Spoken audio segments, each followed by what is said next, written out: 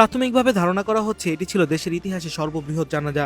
সব দিক থেকে হিসেব করে আমরা জানাজার উপস্থিতিকে দুই ভাগে ভাগ করতে পারি। প্রথমত, প্রধান জামায়াত যারা সংসদ ভবনের আশপাশে উপস্থিত হয়ে নামাজের কাতারবন্দী হয়েছেন, আর দ্বিতীয়ত চলমান জামায়াত বা মুভিং ক্লাউড, জানাজা স্থলের উদ্দেশ্যে গমনরত জনস্রোত যারা স্থান সংকুলন না হয় আসাদ গেট, মিরপুর রুট, আগারগা, খামারবাড়ি, চন্ডিমা উদ্যানের আশেপাশে এবং ফার্মগেট হয়ে কাউরান বাজারের সড়ক পর্যন্ত সড়কের পাশে উপস্থিত ছিলেন।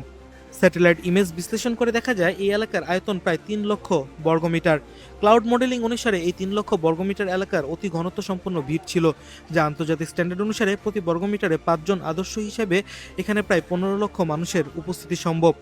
দ্বিতীয়ত, চলমান জামায়াত বা মুভিং ক্লাউড যথাযথভাবে হিসেব করা অত্যন্ত কঠিন, তবে কৃত্রিম বুদ্ধিমত্তার সাহায্য নিয়ে দেখা যায় ফার্মগেট, কাউরান বাজার, বিজয় সরণি এবং আসাদ গেট এবং এর আশপাশের রাস্তার আয়তন ছিল প্রায় 5,33,000 বর্গমিটার, যা আন্তর্জাতিক স্ট্যান্ডার্ড অনুসারে প্রতি বর্গমিটারে 2.75 জন আদর্শ হিসেবে এখানে প্রায় 15 লক্ষ মানুষের উপস্থিতি সম্ভব।